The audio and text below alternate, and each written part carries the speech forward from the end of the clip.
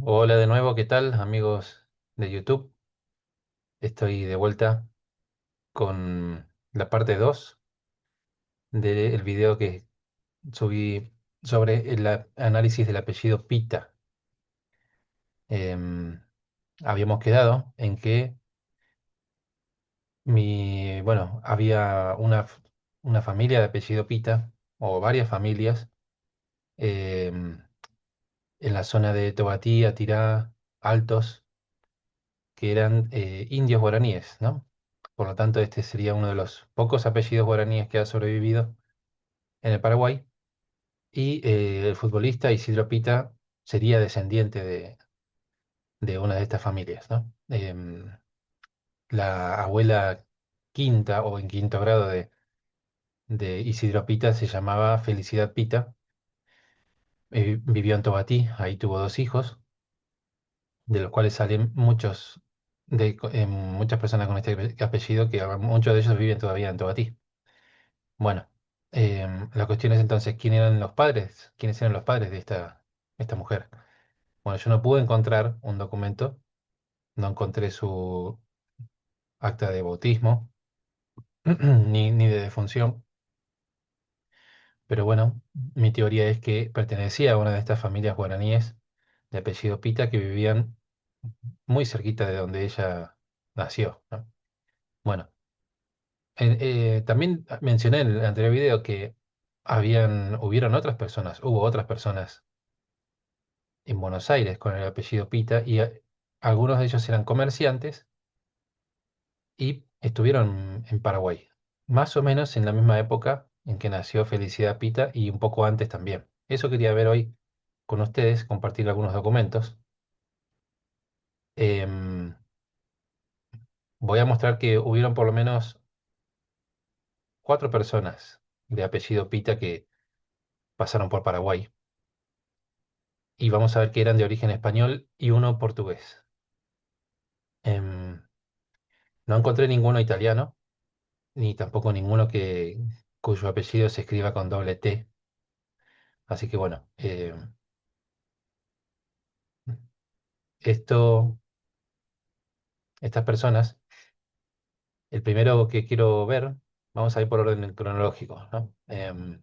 A ver, el más antiguo que puedo encontrar se llamaba Juan de Pita Bosque o Juan Pita Bosques. Juan de Pita Bosque o Juan de Pita Bosques. Así que vamos a abrir el link que tengo acá preparado. Yo lo encontré acá en un libro.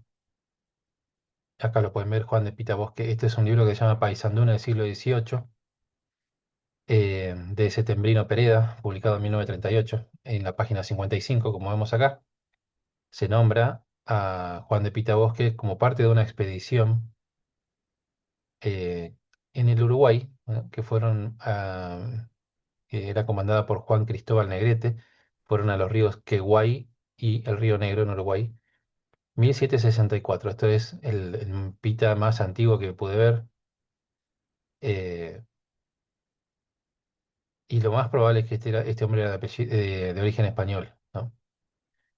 Y gallego, porque he buscado el origen de estos apellidos también en un libro que se llama Padrón de Habitantes del Río de la Plata, que lo vamos a ver en un ratito. Bueno, de nuevo aparece Juan de Pita Bosque en otro documento, esta vez de el Archivo General de la Nación, aquí en Buenos Aires. Acá estoy abriendo el link. A ver, esto es la sección de Tribunales y Sucesiones, volumen 7392. Y vemos que se lo nombra a Juan de Pita Bosque como piloto de una barca. A ver, vamos a ver. Acá está su firma, Juan Pita Bosque o Bosques. Y acá podemos ver que dice Buenos Aires, 15 de octubre de 1781. A don Miguel Mansilla, alguacil mayor debe ser esto, de esta ciudad, en cumplimiento de la comisión que tiene. para la medición y posesión del sitio de Don Isidoro de la Peña, estando en el mando el piloto Juan de Pita Bosques. Hiciese su oficio y en su cumplimiento con una barca castellana de 4 cuartas. Midió 5 en una cuña o caña y con, bueno, después sigue, pero acá lo importante es que Juan de Pita Bosques, piloto, ¿no? Lo habíamos visto antes en 1764, ahora en 1781, todavía con el mismo oficio de piloto, ¿no? Muy bien, a ver, sigamos. Em, en otro documento que encontré, vemos que este hombre otorgó un testamento. A ver si lo abre bien. Acá está. Este también es un volumen del Archivo General de la Nación, la sección Escribanía, y hay una entrada acá que se llama Donación de Francisco Bustos al convento de Nuestra Señora de la Merced. Esta es una iglesia de Buenos Aires, ¿no? Bueno, acá dice en la ciudad de la Santísima Trinidad, Puerto de Santa María de Buenos Aires, a 9 de agosto de 1786. Muy bien. Ante mí, bueno, pareció presente Francisco Bustos, residente en esta ciudad, a quien doy fe que conozco, dijo que don Juan de Pita Bosque, en el testamento que otorgó el 24 de marzo de 1784, no hice tiempo de buscarlo, pero estaría bueno ubicarlo, debería estar en el AGN también. Bueno, dice que pasó testimonio de don Pedro Núñez, eh, bueno, excelentísimo, no sé bien qué dice ahí, del Cabildo, y bajo del cual falleció, lo nombró por albacea testamentario para que apoderado de sus bienes, diese cumplimiento a su mandato, ¿no? Su mandato creo que dice, y legados, y entre los varios que deja declarados se comprende un negro llamado Antonio, como de edad de 40 años, de oficio barbero, que compró en 500 pesos, de los cuales dio el mismo negro 200, con la mira de libertarse. Fíjense que esto es muy interesante porque em, los negros podían comprar, los esclavos, ¿no? Podían comprar su libertad. Así que bueno, que salía en ese momento 500 pesos. Hay que ver, yo una vez me acuerdo que hice una conversión a más o menos cuánto equivaldría esto, estos 500 pesos del 1780 en la actualidad. Habría que volver a hacerlo para ver cuánto sería, pero no era un monto fácil de reunir porque por lo visto este hombre no lo pudo reunir. Había reunido 200 pesos nomás. Bueno, con la mira de libertarse y eh, y quedó restando los 300 para que luego que los entregase se le otorgase su carta de libertad correspondiente. Pero, ay, acá está. Pero no, mm, bueno, a ver, el presente no lo haya ejecutado el compareciente el hacer de donación de él, ¿no? Del esclavo, al convento de la Merced, de esta capital con cargo de los 309, a ver, con el cargo de decir 309 misas. Vamos a ver cómo sigue esto, que se deberán aplicar por el alma del finado, ¿no? Juan de Pitabosque, como también se obligará a dicho convento a que siempre y cuando el dicho negro por algún modo adquiera los 300 pesos y los entregue, se le dará por libre. Muy interesante esto. Sigue este documento acá. Pero esto nos da una idea de cómo era la sociedad de la época. Este hombre, Juan de Pita, Bosque, pilotos de barca, em, muy seguramente español, ahora vamos a ver en otro documento. em, Era dueño de un esclavo, puede ser que más de uno, muchos. Era algo común en la época, ¿no? El comercio de esclavos. Bueno, entonces este es el más antiguo que puedo encontrar. Vamos a ver otro, Antonio Pita. Este me llamó la atención porque yo pensé que podría ser el Giuseppe Antonio Pita, bueno, este, un señor que se llama Néstor Pita dice que ese es el patriarca de los Pita en Paraguay. Yo no encontré ninguna evidencia, no encontré ningún Pita italiano en la época, ni en Buenos Aires ni en Paraguay, pero hubo sí un Antonio Pita, que este seguramente era español o hijo de españoles. Vamos a verlo. En el Archivo Nacional de Asunción, volumen, la sección Nueva Encuadernación, volumen 3345, es un documento de 1792. Aquí, año 1792. Muy bien. Documentos públicos. Por aquí aparece varias veces. Acá lo ven, Antonio Pita, ¿no? Vamos a leer una de las entradas porque este también era dueño de un barco, así que probablemente era hijo del anterior, Juan de Pita Bosque, o un pariente muy cercano. Leamos aquí, por ejemplo, en 12 de enero se dio guía a don Pedro Pascual de Velasco para remitir de su cuenta y riesgo a Buenos Aires en el barco de don Antonio Pita a consignación de José Riera 267, no sé si esto es tercios, o no sé bien qué significa, de yerba, de a 7:30 arrobas. Bueno, acá vemos que Antonio Pita estaba trasladando, ¿no? Una carga de yerba de Asunción o de Paraguay a Buenos Aires. Así que vemos que esta familia Pita se dedicaba a esto, ¿no? Eran comerciantes, en este caso, se dedicaban al transporte, eran dueños de sus barcos.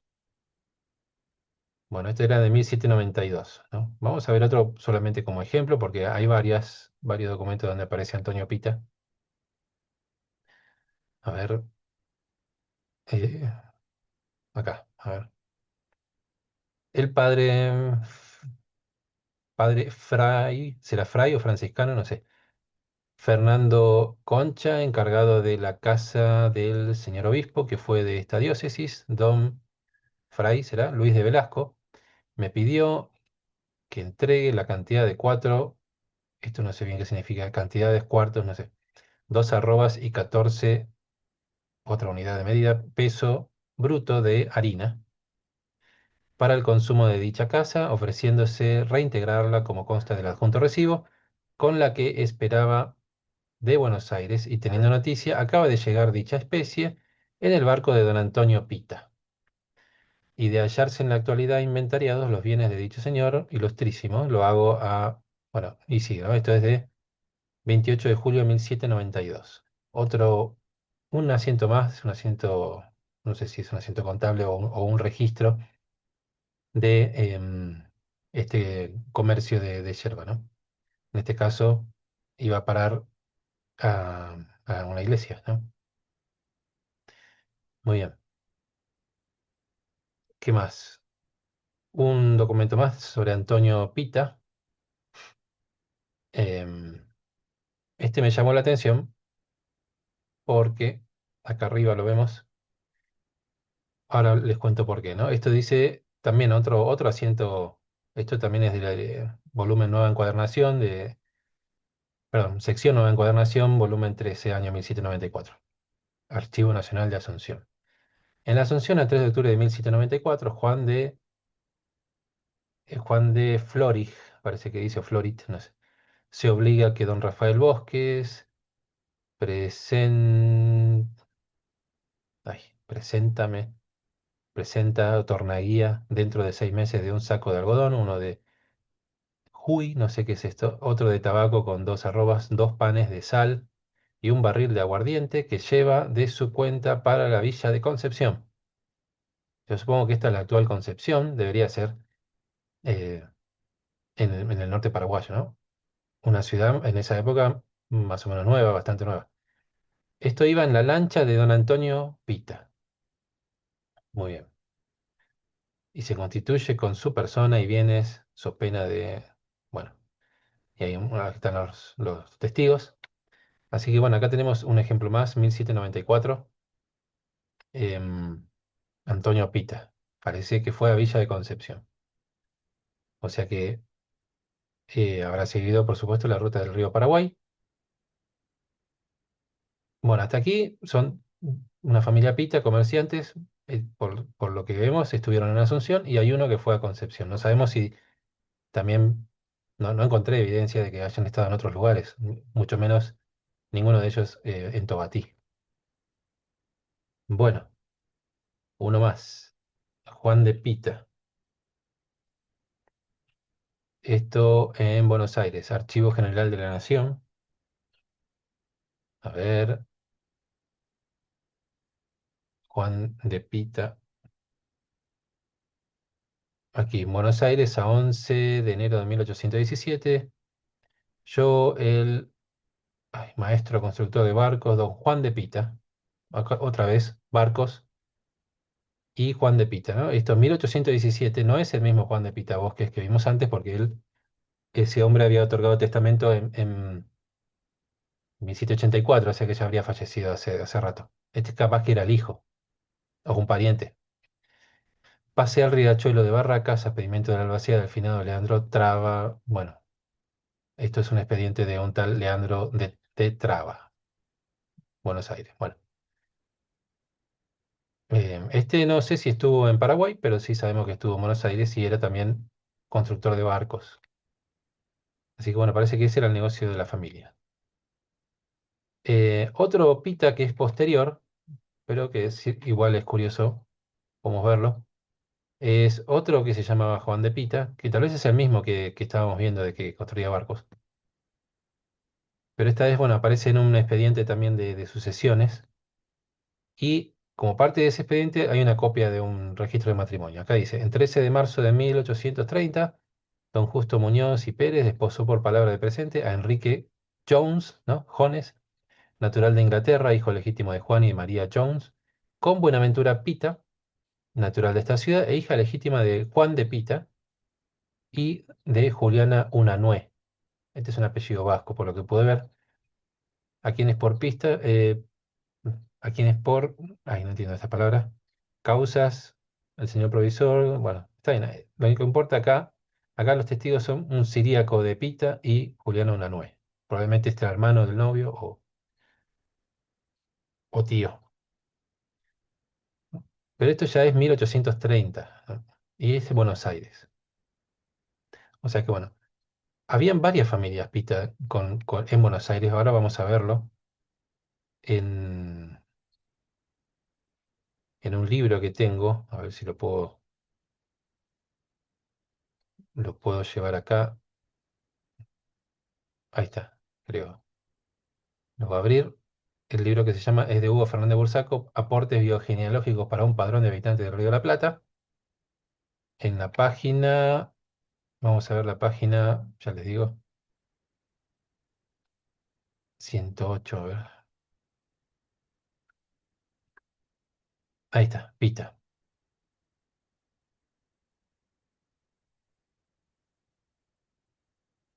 Bueno, ¿qué es este libro? Es un libro de, bueno, Fernández Bursaco, Hugo Fernández Bursaco, que era un genealogista argentino, que se tomó el trabajo de hacer como una especie de diccionario de apellidos, de nombres, con una mini biografía de cada uno. Y ¿de dónde sacó los nombres? Bueno, él investigó mucho en el Archivo General de la Nación y también en parroquias de Buenos Aires, ¿no?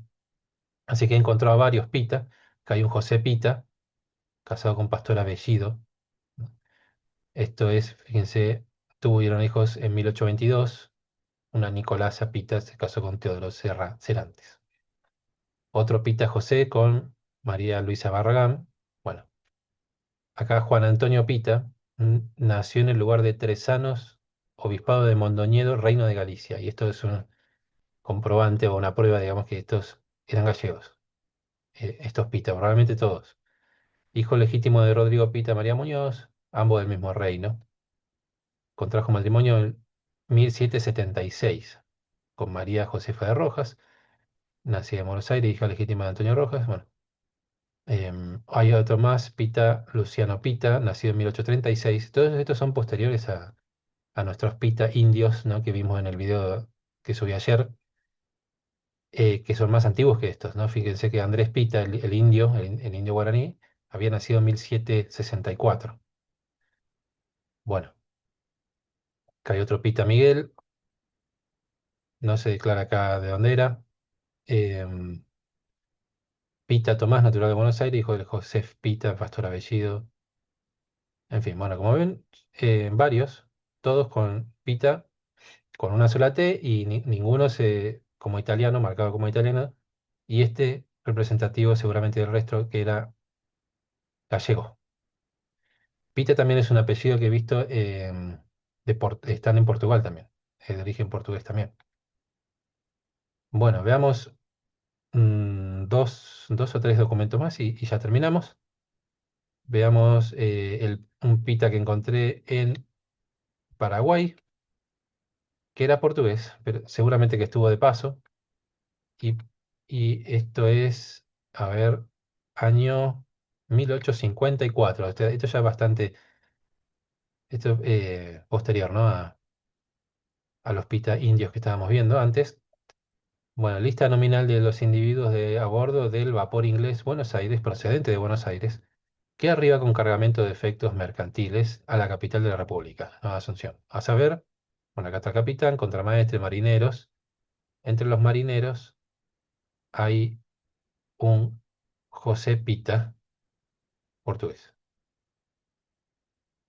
Bueno, y acá está la fecha del documento, debería estar por acá. Bueno, acá hay otras personas que estaban en esa barca.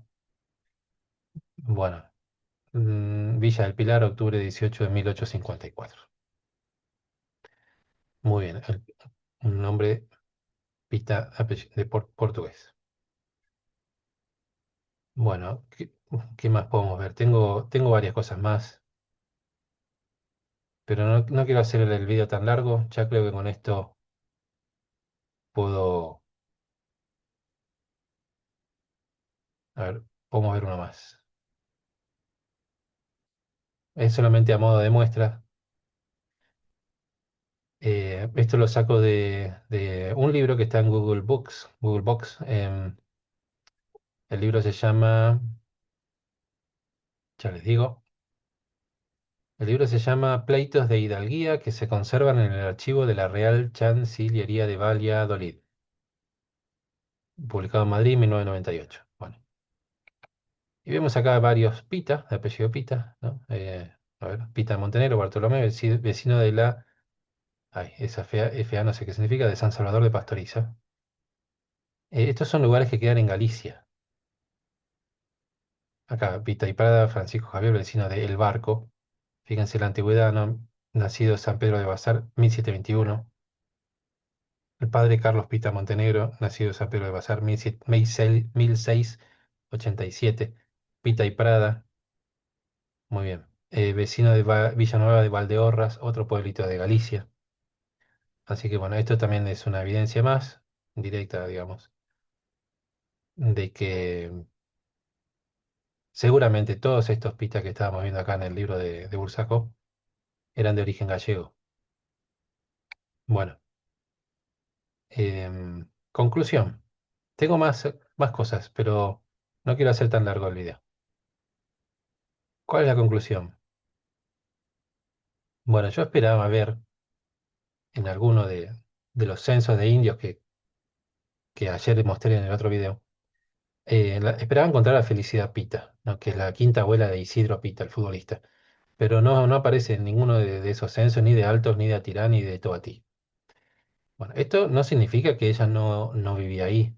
Probablemente estaba, pero no fue censada, o estaba ausente, o algo así. Es una posibilidad, o por ahí simplemente no vivía ahí, o sea, no era parte de esas familias. Pero da mucho que pensar, ¿no? De que en ese momento hubo otras familias con el mismo apellido, que eran todos indios, que habían pertenecido a una encomienda, o sea que sin duda alguna eran indios, em, y eran contemporáneos de esta señora Felicidad Pita. También muestro evidencias de que habían otras personas de origen europeo de apellido Pita y que eran todos o casi todos de origen gallego, o uno mostré que era portugués. Em, Así que bueno, en base a estas evidencias, lo más probable es que Felicidad Pita eh, era indígena, y si no es así, todavía no encontré un documento para desmentir esta teoría o esta hipótesis. Y si nuestro amigo Néstor Pita, que comentó en el otro video, asegurando que Felicidad era hija de un italiano llamado Giuseppe Antonio Pita, si él muestra una documentación eh, para probar lo que él está afirmando, por supuesto que yo voy a rectificarme y desistir de mi teoría. Yo siempre aclaro que es una teoría, una hipótesis, no tengo, tengo muchas evidencias que son indirectas, que me llevan a la conclusión, a pensar de que los Pita de Tobatí tienen origen guaraní, por lo tanto es un apellido guaraní. Y bueno, y con esto doy fin a este asunto, que me pareció muy interesante. Pueden, por favor, si quieren, suscribirse al canal y si quieren que haga una investigación para ustedes, para algunos de ustedes, con su propia familia, su propio apellido, para saber cuál es su origen, o si necesitan una investigación genealógica para otro motivo, porque tiene muchas utilidades la genealogía, se puede usar para obtener una ciudadanía en otro país, em, se puede usar para, por ejemplo, encontrar herederos. Esto no sé si se hace mucho por aquí, pero en Estados Unidos y en otros países de Europa es común que se contraten genealogistas para encontrar herederos de por ahí una persona soltera o que falleció sin descendencia. Bueno, para que encontrar alguien que pueda heredar sus bienes. Puede ser, ya que no tuvo descendientes, a lo mejor no tuvo hermanos, puede heredar un primo o un primo segundo. Muy bien.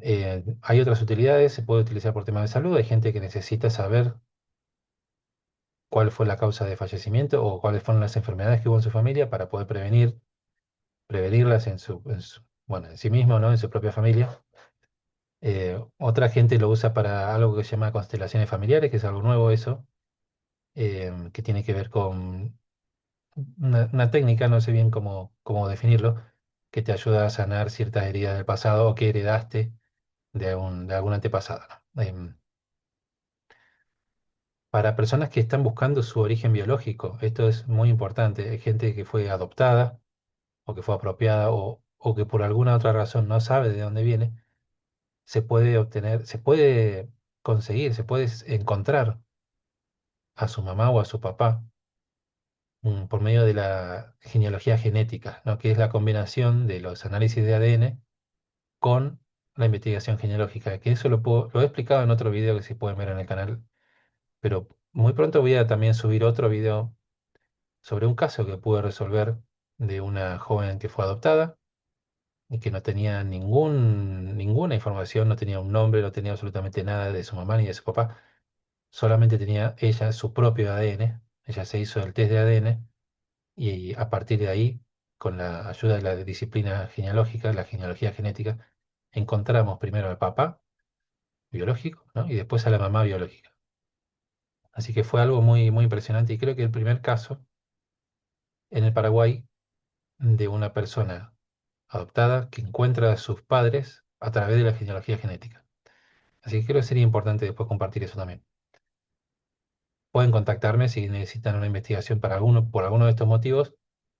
Te dejo mis datos acá en el comentario fijado o pueden encontrarlo en la descripción del canal. Así que bueno, les agradezco mucho de nuevo y será hasta el próximo video.